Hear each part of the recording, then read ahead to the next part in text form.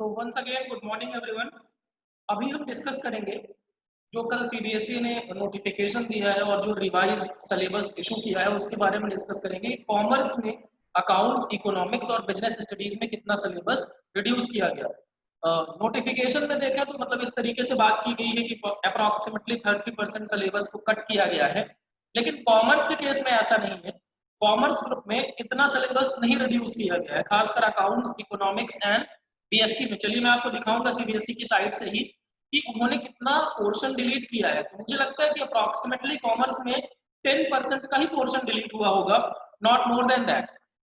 ठीक है, तो चलिए देखते हैं इसको कि यहाँ पर मैं आपको सीबीएसई की साइट पर ले चलता हूँ, है ना। आपको यहाँ पर मिल जाएगा curriculum deduction details deleted portion. ठीक है, अब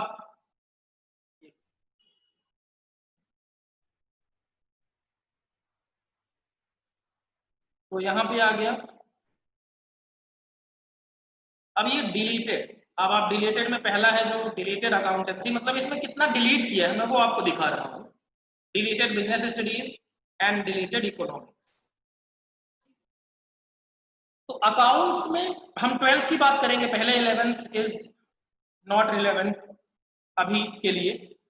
तो 11th में भी हालांकि इतना ही रिड्यूस हुआ है, बल्कि 11th में कह सकते हैं कुछ चीजें ज्यादा रिड्यूस हुई। अब ये 12th में देखिए, पार्ट ए जो था आपका,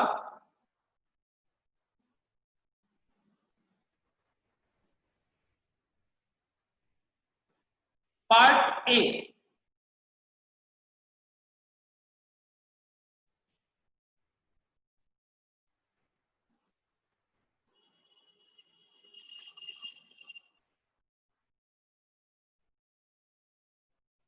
accounting for not for profit organisation, partnership firm and company.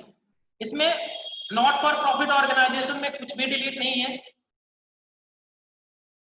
Accounting for partnership firm इसमें से डिलीट किया गया है। क्या डिलीट किया गया है? Accounting for partnership firm reconstitution and dissolution में से एडमिशन ऑफ पार्टनर में से डिलीट किया है adjustment of capital account and preparation of balance sheet. ठीक है, मतलब बड़े क्वेश्चंस थे उनको हटा दिया गया है एडमिशन ऑफ पार्टनर से।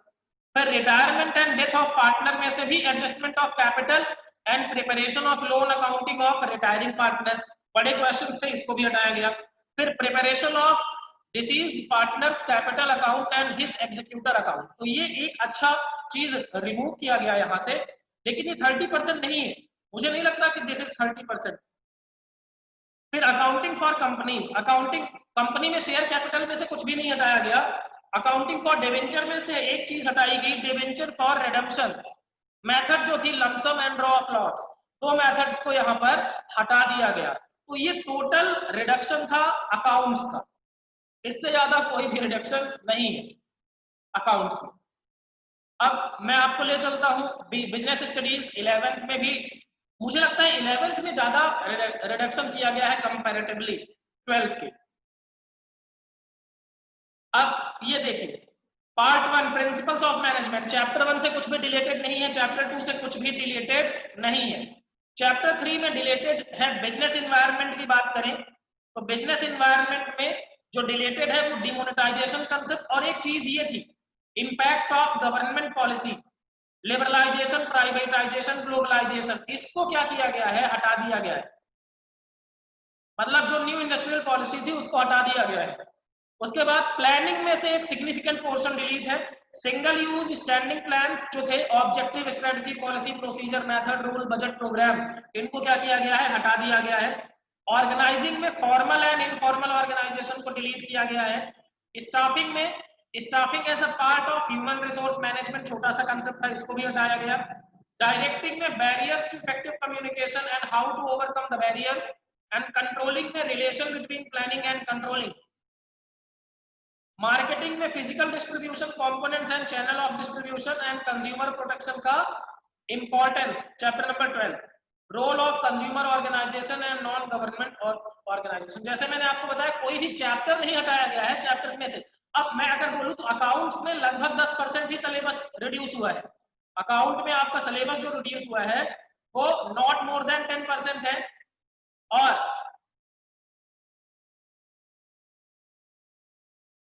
बीएसटी में मान सकते हैं कि आपका अप्रोक्सीमेटली 20% सिलेबस, 20 भी नहीं कह सकते, 15% सिलेबस रिड्यूस हुआ होगा।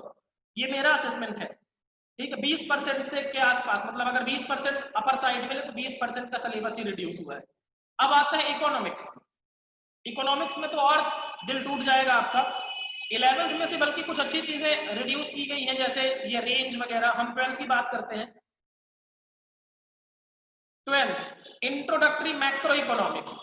पहली चीज मनी एंड बैंकिंग, जो चैप्टर हम पढ़ रहे हैं उसमें से मनी एंड बैंकिंग में से एक अच्छा पोर्शन रिड्यूस कर दिया है। अब ये रिड्यूस क्यों किया है आपको पता है? रिड्यूस इसलिए किया है क्योंकि एक चैप्टर है income and employment, determination of income and employment, उसमें ये सारी चीजें ऑलरेडी हैं। इसी तरीके से लिबरलाइजेशन, प्राइवेटाइजेशन, ग्लोबलाइजेशन बीएसटी में से तो डिलीट है, लेकिन वो आपको इकोनॉमिक्स में पढ़ना पड़ेगा इंडियन इकोनॉमी वाले पोर्शन में। तो ये हुआ credit control through bank rate, CRR यानी cash reserve ratio, LRR, repo rate, reverse repo rate, open market operation and margin requirement, ये हटाया। फिर बैलेंस ऑफ पेमेंट से हटाया, बैलेंस ऑफ पेमेंट डेफिसिट का मीनिंग क्या था, and determination of exchange rate in free market, तो ये हटे हैं। उसके बाद इंडियन इकोनॉमी में सिर्फ एक चैप्टर से कुछ रिड्यूस हुआ है, एक चैप्टर से, जैसे current challenges facing in unit 7, current challenges facing Indian economy, इसमें growth in education sector in India, alternative farming या ऑर्गेनिक फार्मिंग, सिर्फ इतना ही रिड्यूस किया गया है, इसके अलावा कुछ भी नहीं रिड्यूस किया गया है। तो समझ लीजिए कि अगर आपका 10% कहां से रिड्यूस हुआ, 10% रिड्यूस हुआ है आपका अकाउंट से, 10% रिड्यूस हुआ आपका इकोनॉमिक्स से, एंड 15% के आसपास रिड्यूस हुआ है सिलेबस आपका बिजनेस स्टडीज से। तो ये only these topics are deleted from your syllabus. कोई भी चैप्टर डिलीटेड नहीं है, ध्यान रखिएगा, कोई भी चैप्टर डिलीटेड नहीं है। अब क्या कर सकते हैं, जो भी है हमें इन्हीं चीजों को अच्छे तरीके से पढ़ना है। इस तरीके से पढ़ना है कि जो देखो एग्जाम तो टाइम पे ही होंगे, एग्जाम क्या होगा, टाइम पर ही होगा। तो एग्जाम टाइम पर होगा तो हम क्या करेंगे, इन टॉपिक्स को, इन सभी सब्जेक्ट्स को, मतलब जितने भी टॉपिक डिलीटेड हैं उनके अलावा सारी चीजों को इस तरीके से याद करेंगे कि हम बहुत अच्छे नंबर लेके आए। जितना सिलेबस डिलीट है ठीक है, हम सेटिस्फाई है, कोई दिक्कत नहीं है।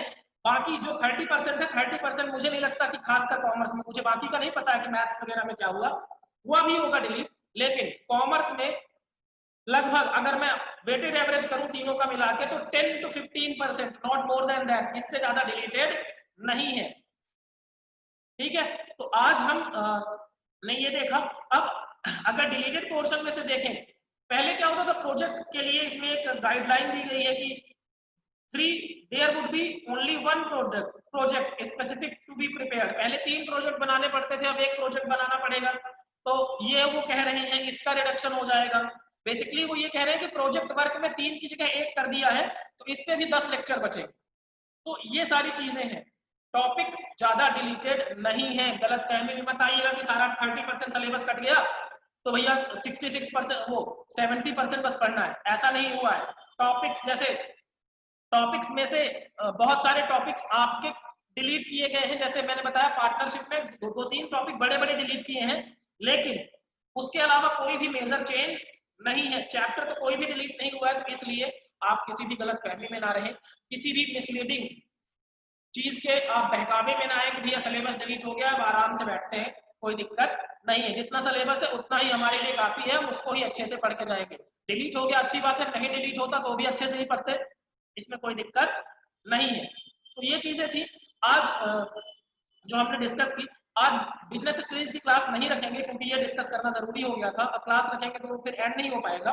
तो thank you very much. Accounts के लिए राहुल सर आएंगे अभी 10 मिनट से, उसके बाद आप डिस्कस कर लीजिएगा। सो थैंक यू, आप ब्रेक ले लीजिए, लेकिन राहुल सर की क्लास में टाइम पर आप प्लीज आ जाइएगा, क्योंकि होता क्या है ना, आपका 40 मिनट ही इसमें टाइम है, और आप क्या करते रहते हैं, आप करते रहते हैं क्या कि 10 मिनट बाद आते हैं, तो फिर वो क्लास 30 मिनट की ही हो पाती। तो आप 9 बजे ऑन टाइम आ जाइएगा। Thank you very much. ये था सिलेबस का डिटेल जितना डिलीट हुआ है, और भी कोई अपडेशन आएगा तो डिस्कस करते रहेंगे। Thank you.